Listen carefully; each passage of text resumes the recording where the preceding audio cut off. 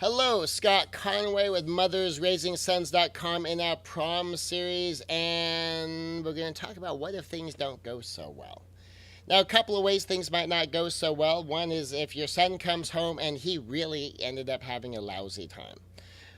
Maybe he wants to talk about it. Maybe he doesn't want to talk about it. You know your relationship with your son and the sort of things that you can and can't talk about that he might be interested in sharing or not sharing. Could be as simple a thing as maybe his date didn't go well, or maybe he had an argument with somebody while he was there, or maybe he was the target of a little bit of bullying or whatever it was. And he may not want to talk about it, and that's okay. Or he may be willing to talk about it. Generally speaking, when you're dealing with males and they say nothing happened, when clearly something did, what they often mean is, well, nothing happened, I can't handle myself. I mean, they really mean I don't want to talk about it. A common pattern among girls and women is when they say nothing or they say they don't want to talk about it, they really do. And they kind of want you to sit with them and kind of try to pry it out of them, and that shows love and concern when you stay there and you keep trying to like draw it out of them. With males, it tends to skew the other way, and this is statistical truism. It's not 100% true. Obviously, everyone's an individual, but it seems to be it's one of those 80-20 rules, and it seems to kind of skew based upon gender. So generally speaking, unless you know otherwise, if your son says nothing when you ask what's wrong, what he really means is there's nothing going on I don't feel that I can handle by myself. And you just let him know that, well, I'm here to talk. I'm certainly interested. You know that I love you and that I'm here for you if you ever do want to talk. And other than whatever might have gone on, how'd you like it? What was good about it? And just chat about the good parts.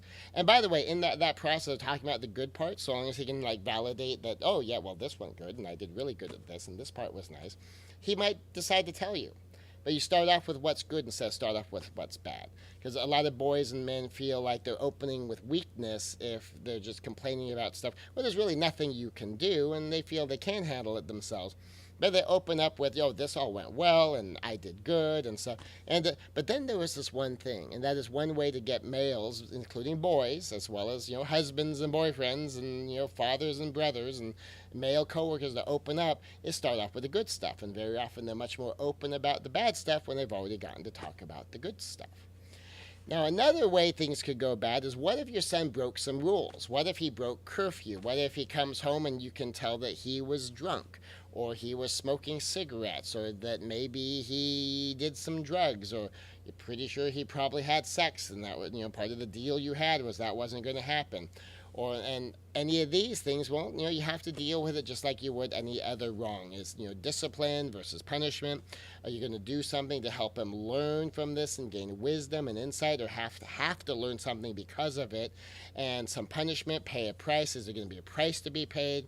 And typically proms are close to the end of senior year, and so sometimes there's a lot of other stuff going on at the time, getting ready for graduation, final projects and whatnot that all have to be factored in.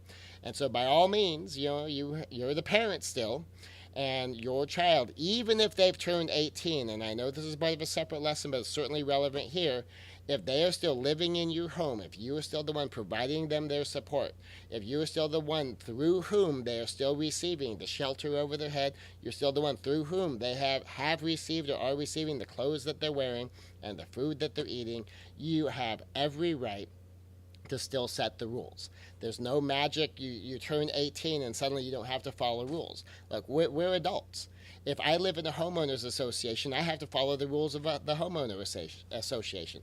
If I live in the city of San Diego, I have to follow the laws of the city of San Diego. If I have a job someplace, I have to follow the rules of the workplace. Certainly you have to follow the rules where you live. You follow the rules where you live. You follow the rules where you work. You follow the rules where you're at.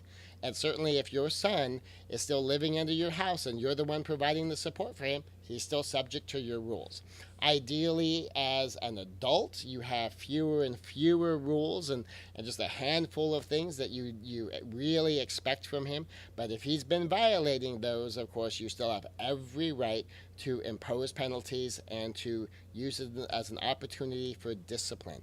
And the difference between punishment and discipline is the difference between just paying a price for something and using it as an opportunity to help him learn how to control his behavior with wisdom and insight and understanding and lessons and blending the two. And and that's a separate lesson, but it applies here.